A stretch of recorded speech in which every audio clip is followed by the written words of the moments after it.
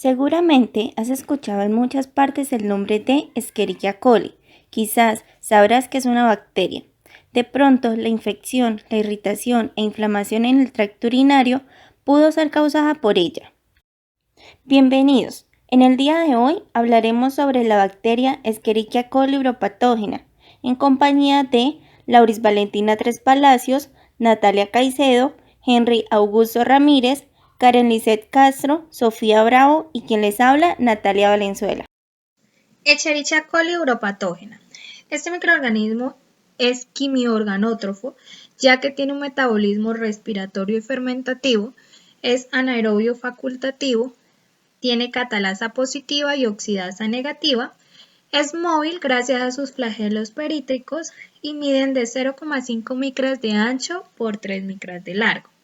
En su taxonomía tenemos que el dominio es bacteria, su filo es proteobacteria, su clase es Gamma Proteobacteria, orden Enterobacteriales, familia Enterobacteriaceae, género Escherichia, especie Escherichia coli y subespecie Escherichia coli uropatógena. Bueno, es un bacilo gram negativo no esporulado, tiene producción de indol a partir del triptófano, no utiliza el citrato como fuente de carbono, ni tampoco tiene producción de acetoína. Fermenta la glucosa y la lactosa con producción de gas. Es un microorganismo mesófilo. Esto quiere decir que su temperatura óptima de desarrollo es entre 35 y 43 grados, el cual es la temperatura corporal de los animales de sangre caliente. Es sensible a las temperaturas superiores a 70 grados centígrados y lo más importante es que es el agente causal de infecciones de tracto urinario, sepsis y meningitis. La clasificación de Escherichia coli uropatógena se hace por medio del antígeno somático O, quien es el que determina el serogrupo, y el antígeno capsular H, quien es el que determina el serotipo. Las cepas de E. coli se diferencian en dos grupos, en las que están las infecciones extraintestinales y las infecciones intestinales. Dentro de las infecciones extraintestinales tenemos la meningitis neonatal y las infecciones del tracto urinario. Dentro de las infecciones del tracto urinario se van a clasificar la Escherichia coli uropatógena. Las cepas que presentan los serogrupos O2, O4, O6 y O8 son los más relevantes dentro de las infecciones del tracto urinario y son las de mayor causantes de este tipo de infecciones. Las cepas de Escherichia coli uropatógena pertenecen a un limitado número de serogrupos, donde están O1, O2, O4, O6, O7, O8, O16, O18, O25, O62 y O75. Y estas se relacionan principalmente con los serotipos O1H4, O1H6, O1H7, O1H, O2H1, etc. En la identificación de laboratorio traemos diferentes medios como la podemos observar. El McConkey, en el que vemos que fermenta la lactosa. En el EMB podemos observar su brillo metálico. Podemos ver que son colonias pequeñas, que tiene la movilidad positiva. En su TCI es A sobre A, ya que es fermentativo y con producción de gas. Su LIA es K sobre A, tiene una urea negativa. Citrato negativo, ya que no utiliza el citrato como fuente de carbono. Indol positivo y rojo de metilo positivo. Bueno, ahora vamos a hablar sobre epidemiología. Cabe resaltar que el 80% de los casos de infecciones de tracto urinario en el mundo son ocasionados por Escherichia coli uropatógena, la cual presenta 7 grupos filogénicos que van desde la A a la Z. Escherichia coli uropatógena es el agente etiológico más asociado en las infecciones del tracto urinario. Bueno, también tenemos que tener en cuenta que las cepas de Escherichia coli uropatógenas son causantes del 75% a 90% de la cistitis, el 80% de las pielonefritis, el 72% de la sepsis con punto de partida en el tracto urinario. 50% de infecciones en vías urinarias en post-trasplante renal y 65% en infecciones de vías urinarias complicadas. En las imágenes podemos ver algunos datos de importancia. La aerobactina es un sideróforo de tipo hidroxamato. En el hospedero mamífero, las concentraciones de hierro libre son muy bajas, aproximadamente de 10 a la menos 25 en la sangre y a menudo más bajos en otros sitios. Para el crecimiento, las bacterias requieren una concentración de hierro citoplasmática de 10 a la menos 6. La bacteria lo que hace es recuperar el hierro ligado a través de los receptores celulares de aerobactina que facilitan el transporte de hierro a través de la membrana bacteriana hacia el citosol, donde es liberado. En Escherichia coli uropatógena, la aerobactina está relacionada con la progresión de bacteremia, es sintetizada principalmente por cepas que producen pielonefrites y es el sistema más eficaz de captación de hierro. Por otro lado tenemos la enterobactina, que es otro sideróforo que le proporciona a Escherichia coli la capacidad de colonizar dentro de un entorno limitado de hierro como el tracto urinario. Pero este sideróforo tiene la limitación de que puede ser inactivado por proteínas del huésped como la albumina sérica y la siderocalina. Lo que hace este sideróforo es secuestrar el hierro con alta afinidad, mientras que la lipocalina 2, que actúa como un mecanismo de defensa del huésped, se une a la enterobactina y evita su absorción por la Escherichia coli uropatógena. Sin embargo, las bacterias que llevan el gen AeroA pueden modificar la enterobactina por glicosilación creando salmoquelina, que se une de manera efectiva para que no sea reconocida por la lipocalina 2. La enterobactina trabaja en conjunto con la salmoquelina. Yersinia bactina es otro sideróforo que se encuentra codificado en la isla de alta patogenicidad. Esta tiene una alta afinidad por el hierro y produce la unión del complejo Yersinia bactina y hierro a la molécula de hierro que reconoce el receptor dependiente de TOM-B de la membrana externa bacteriana específica. Por otro lado, salmochelin es un derivado glucosilado de enterobactina que no es reconocido por siderocalina y por lo tanto escapa de la respuesta inmune del huésped. El receptor de salmochelin, sideróforo iron N, está involucrado en la invasión de las células uroteliales y por lo tanto, iron N puede jugar tanto como receptor de absorción de hierro como un factor de internalización en el establecimiento de infecciones del tracto urinario. Factores de colonización involucrados en la colonización. Dentro de estos tenemos la cápsula, los lipopolisacáridos y los flagelos. La cápsula le proporciona protección contra la envoltura y el efecto bactericida mediado por el complemento en el huésped, que también incluye resistencia a los antimicrobianos y actividad antisuero. Ciertos serotipos capsulares como K1 y K5 evitan una respuesta inmune humoral adecuada al huésped infectado al mostrar una imitación molecular a los componentes del tejido. Lipopolisacárido. Los lipopolisacáridos es muy conocido por activar la respuesta del huésped e inducir la producción de óxido nítrico y de citosina. Dentro de estas está la interleuquina 1 y el factor interferón alfa, que aumenta la respuesta inflamatoria. También induce la síntesis de anticuerpos específicos contra el antígeno somático y ejerce un efecto inmunoadyuvante que promueve la respuesta inmune humoral a otros antígenos del patógeno. El flagelo, por su lado, le da la motilidad en la migración de la infección desde la vejiga a los riñones. Alrededor del 70 al 90% de todas las infecciones del tracto urinario son causadas por Escherichia coli uropatógena flagelada, y la patogénesis implica el contacto entre las bacterias y la superficie de las células epiteliales del tracto urinario.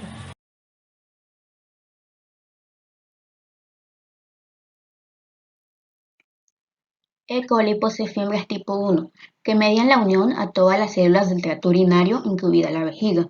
Se componen principalmente de proteínas fin A, junto con fin F, fin G y fin H. La fin H, sola o en asociación con lipopolisacárido, puede estimular el receptor 4 tipo TROL para iniciar una cascada de señalización particular que puede activar la respuesta inmunohumoral. Las fiembres tipo 1 son una etapa crucial para la cistitis.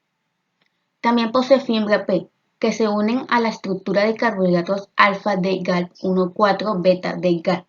En el riñón se unen fuertemente a la cápsula de Bowman, el glomérulo y las células endoteliales de las paredes de los vasos. Establecen bacteriuria y ayudan a cruzar la barrera epitelial para ingresar al torrente sanguíneo y pueden causar hemaglutinación de los eritrocitos. Este tipo de fibras está codificado por el grupo de genes PAP, también conocido como FCO y FST. Posee adhesinas DR o AFA que regulan la cascada del complemento y la inmunoinvasión de UPEC al esconderse del huésped. La respuesta inmunohumoral está de alguna manera mediada por la familia de adhesinas DR. Tienen una fuerte afinidad por el O75X de la cápsula de Bowman, los túbulos proximales y distales y las membranas basales del conducto colector. En la vejiga se unen fuertemente a los tejidos conectivos. También posee F1C, que es un factor de virulencia responsable de las infecciones del tracto urinario, que está codificado por un operón de 7 genes, es decir, FOC-A, I, C, D, F, G, H, donde FOC-A es la subunidad principal y FOC-H es la adhesina de la punta. Los receptores F1C están presentes en el endotelio de la vejiga y la capa muscular, sin embargo no pueden unirse al epitelio. También tiene una fibra S que se adhiere a las células de la mucosa, a las células endoteliales y a la matriz tisular. Tiene un mecanismo de función similar al F1C.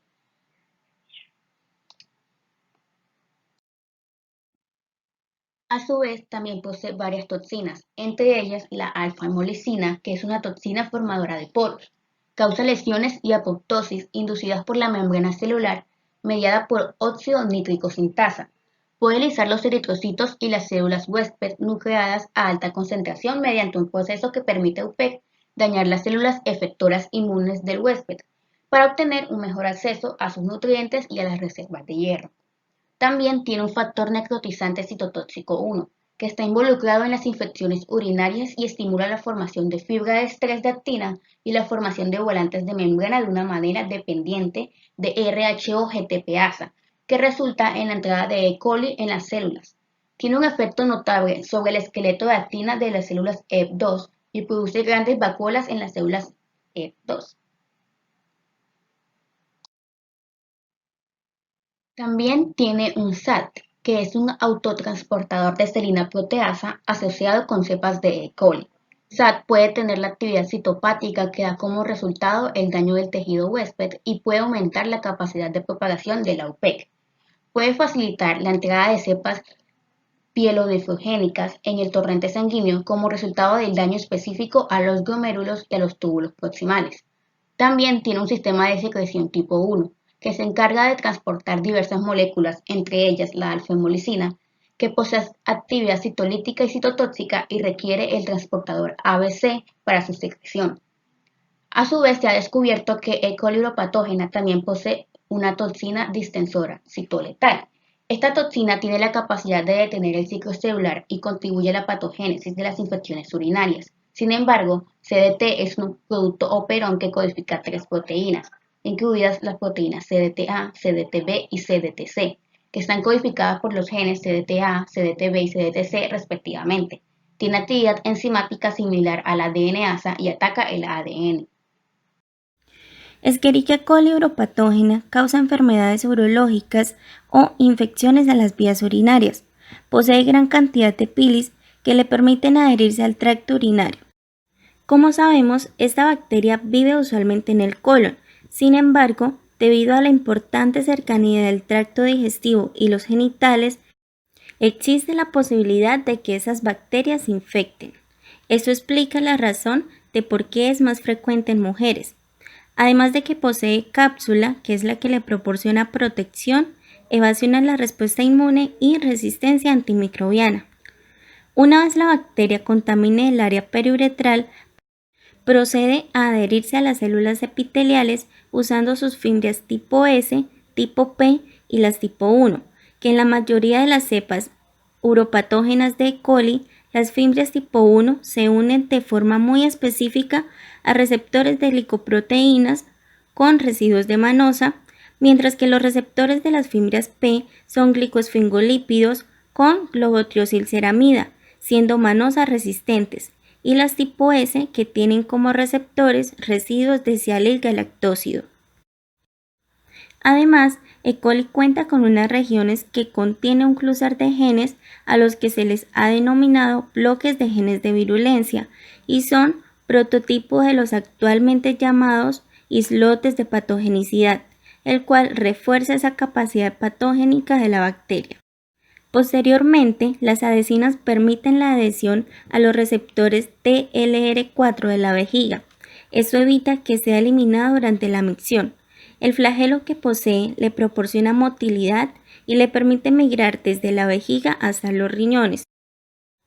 Acto seguido, la bacteria empieza a causar apoptosis y exfoliación de las células epiteliales mediante el factor citotóxico necrotizante 1, lo que conlleva a un aumento de neutrófilos para tratar de hacer un control de la infección.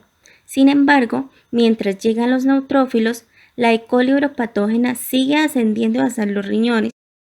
Una vez en los riñones, las fibras permiten la adhesión y mediante los polisacáridos activan la respuesta inmune y a su vez aumentan la respuesta inflamatoria debido a la producción de óxido nítrico y las citocinas, como las interleuquinas 1 y el factor de necrosis tumoral alfa.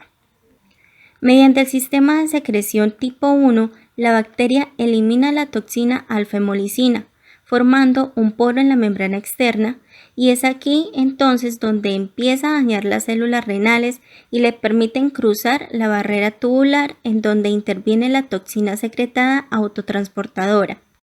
En este punto tenemos lo que llamamos pielonefritis, infección del riñón. Rasgos clínicos. La causa principal son las infecciones del tracto urinario, ITU, y responsable en un 80% de las infecciones urinarias nosocomiales. Las infecciones urinarias se pueden clasificar en función de su evolución y la coexistencia de factores de riesgo, entre los cuales tenemos ITU asociada a catéter. Esta ITU en presencia de catéter urinario permanente sin evidencia de otras fuentes de infección. Aquí las bacterias pueden acceder a la vejiga durante la colocación de una sonda o a través de la luz de ella o desde la zona que los rodea. También está el ITU recurrente, que son las recurrencias de ITU, que son las no complicadas o complicadas, con una frecuencia de 3 ITUs al año o 2 ITUs en los últimos 6 meses respectivamente. Este ITU recurrente se da principalmente en las mujeres, que es un fenómeno muy recurrente que aumenta con la edad. Esto pues es generalmente en pacientes sin alteraciones del tracto urinario, ya que tienen una mayor predisposición a la colonización vaginal por uropatógenos y se da por las relaciones sexuales frecuentes. También está el ITU complicada, que es en ITU en pacientes que presentan alguna de las condiciones que determinan mayor riesgo de evolución desfavorable, como las mujeres gestantes, los hombres, la obstrucción, los inmunosuprimidos, las personas que tienen insuficiencia renal o trasplante renal, entre otros. ITU no complicada, entonces son las que ocurren en mujeres sanas no gestantes con síntomas de cistitis y pielonefritis y que el organismo sea susceptible a todos los antimicrobianos. Urosepsis. Es la disfunción orgánica que causa riesgo vital debido a una ITU. Esta urosepsis es la expresión más grave de las infecciones urológicas complicadas, ya que puede ser rápida, agresiva y mortal.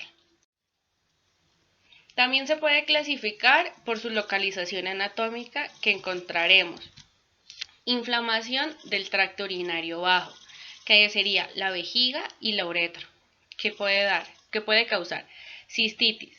La cistitis, los síntomas es orinar frecuentemente y con dificultad y puede haber ardor o dolor al orinar, incluso la presencia de sangre en la orina, dolor suprapúbico. Esta cistitis se caracteriza por una respuesta inflamatoria de la vejiga y o la uretra, debido a la presencia de bacterias en este órgano. La uretritis, entonces, los síntomas incluyen dolor, ardor, micción frecuente o secreciones de la uretra. y se caracteriza por la inflamación o irritación de la uretra. Tenemos la prostatitis, que la prostatitis, uno de los síntomas es dolor o dificultad al orinar, y otros síntomas comprenden dolor en la ingle, la zona pélvica o los genitales, y a veces síntomas parecidos a los de la gripa. También tenemos, según su localización anatómica, inflamación del tracto urinario alto, que serían los riñones, que puede dar una pielonefritis, que los síntomas son fiebre y dolor en los costados a la altura de los riñones y micción frecuente. Esta pielonefritis pues es la inflamación del riñón. También está el absceso intrarrenal.